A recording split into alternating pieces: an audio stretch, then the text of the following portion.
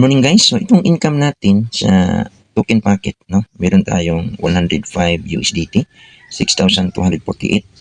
So, kung gusto mo yan maging cash o ipasok sa GCash, so kailangan meron ka ng exchanger, no? Na pwede kang gamitin, pwede Binance, Bybit, CoinPH, ano pa, GCash, pwede ng GCash, no? Pwede natin ipasok sa Gcrypto ng GCash. Pero medyo lang mahal ang gas fee ng sa GCash. Pero meron na tayong tutorial, no? So, kailangan na itong USDT iswap ko lang sa Polygon. Okay? So, doon ko lang ito ipasok sa Bybit. Okay? So, kunin natin ito, ibenta natin, ipasok sa GCash. So, punta tayo sa ating Bybit. So, time check ngayon is 6:30 ng umaga, January 23. Ipunta tayo sa Bybit. Ito.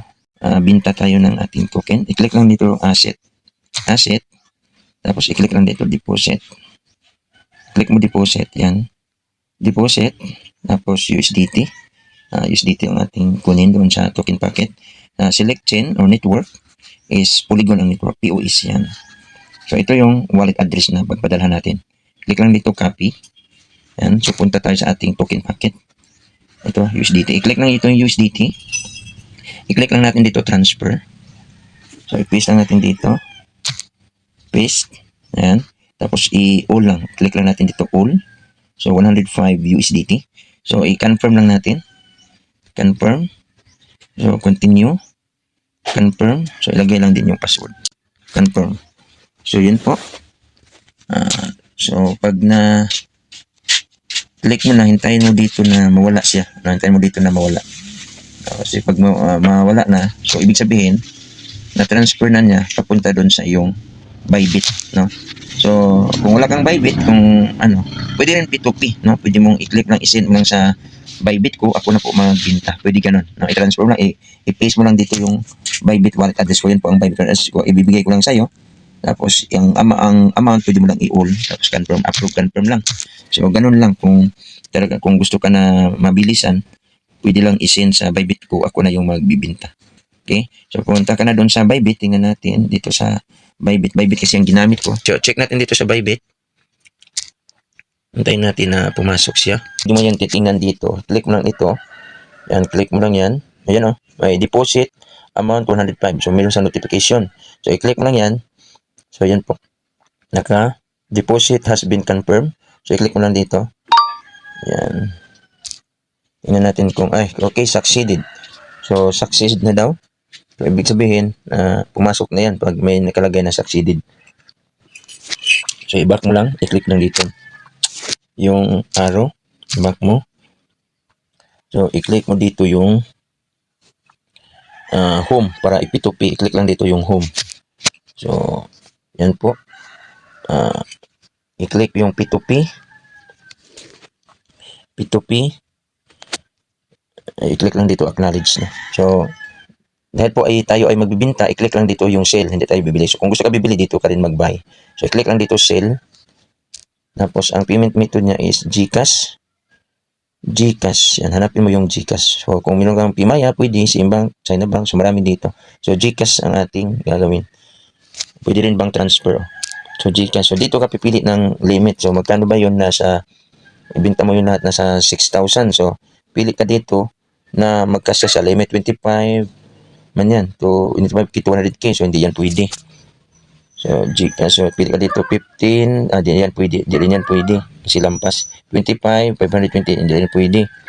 30, so hindi rin yan pwede. So 20, dito limit na, hindi rin pwede kasi 20. Ito 1,000 to, ito po 1,000 to 100k, so ito yun, pwede. 58.95 ang palitan niya. Okay, 58.95 ang palitan niya. So, click natin dito sell. Okay. Yung max. Tapos, ang payment nito niya is GCash. Yan. Ayan, GCash. GCash. Tapos, ang palit ng 6,243.12. So, max natin. Tapos, i-click lang natin dito sa baba. Sell. So, 105 USDT ang ibenta natin. Kunin natin authenticator ulit. Authenticator. Yan. So, okay. So, pwede natin i-message ang merchant. I-click lang natin dito, contact buyer. Sabihin mo, good morning. Morning. Ito po, GCash ko. 0917-439-8687. Para ipasok na sa GCash natin. 0917-439-8687. So, ngayon, habang hindi tayo buksan natin ang ating GCash. So, gano'n ba laman sa ating GCash? Yan. Okay. So, yan na. Pumasok na ang bilis, no? Ang bilis. 6,209 na ito. Yan, 6,243. Pumasok na. Si, yan, 6,000. Ito yung 6,243 pumasok na. Grabe, ang bilis, guys. Yan po, no? So, naging 9,521.53 na yung pira natin. So, ganun katindi, no? Ang bilis na pumasok yung ating bininta. Okay? So, balik tayo. So, i-release na natin. Bybit. I-ano natin. I-back. I-click natin to back. Okay? Click natin dito back. Yan, back. I-back lang. So, i-click mo dito, release now. No, huwag kalimutan ma-release. Once pumasok na yung pira sa GCash mo, huwag kalimutan i-release para hindi ka ma-restricted. So, i-click lang dito. I confirm that I have received payment came, dyan. I-click mo. Tapos, i-release now. Yan. Tapos, kunin mo yung OTP. Kunin natin yung authenticator. Yan. So, na-release na yan. Okay? So, completed. Yan. Nakalagay completed. Okay? Confirm. Yan. So, i-click mo. Okay. So, i-click mo view asset. Wala na. So, na-release mo na. Okay? So, sa mga gustong kumita ng dollars na nasa bahay lang, i-PM nyo lang ako. Guide ko kayo step by step. Thank you for watching po. Bye-bye and God bless.